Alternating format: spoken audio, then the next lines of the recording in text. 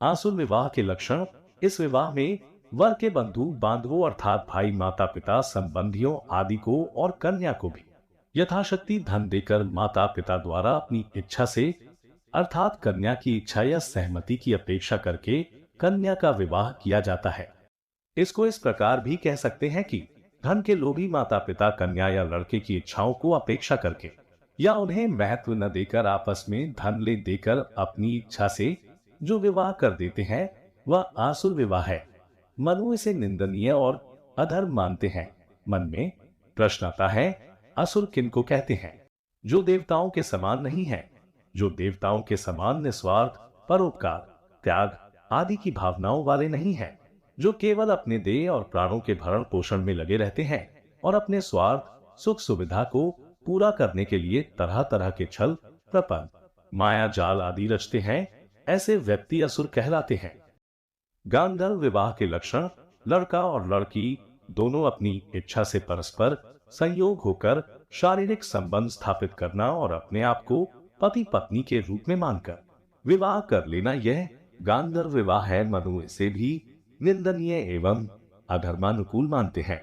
गांधर्व किसे कहते हैं? जो गाने बजाने, नाचने की कला में प्रवीण लोगों को गांधर्व कहते हैं। राक्षस विवाह के लक्षण। कन्या के पक्ष वालों से मारपीट, लड़ाई झगड़ा करके रोती चिल्लाती कन्या को उठा ले जाकर उससे विवाह करना राक्षस विवाह है। राक्षस किनको कहते हैं? जो अपने स्वार्थ साधन के लिए दूसरे को हानि पहुंचाने वाला, दूसरे को सताने वाला, अत्याचारी, बलात्कारी स्वभाव के और मांस मदिरा वाले तमोगुणी व्यक्ति को राक्षस कहते हैं। पैशाच विवाह के लक्षण। सोती हुई, नशे से बेशुद्ध की गई या हुई हो या अपनी रक्षा में असावधान कन्या को एकांत पाकर जो कोई शारीरिक संबंध कर लेता है, वह विवाह में निकृष्ट महापापपूर्ण 8वां पैशाच विवाह है। पिशाच किसे कहते हैं? प्राणियों का कच्चा मांस, रक्त खाने वाले, हिंसा, दुराचारी, मलिन संस्कारों वाले, अत्यंत तमोगुणी, घृणित स्वभाव के व्यक्ति पिशाच कहलाते हैं।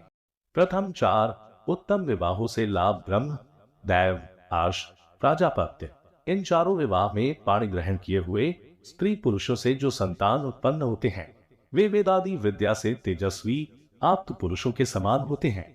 वे पुत्र एवं कन्या सुंदर रूप, बल, पराक्रम, शुद्ध बुद्धि, धनयुक्त, पूर्ण कीर्तिमान और धर्मात्मा होकर 100 वर्ष तक जीते हैं। शेष 4 विवाह के लक्षण। शेष 4 विवाह असुर, गांधर्व, राक्षस और पैशाच, इन 4 दुष्ट विवाहों से उत्पन्न हुए संतान निंदित कर्म करता, मिथ्यावादी, वेद धर्म के द्वेषी, बड़े नीच स्वभाव वाले होते हैं।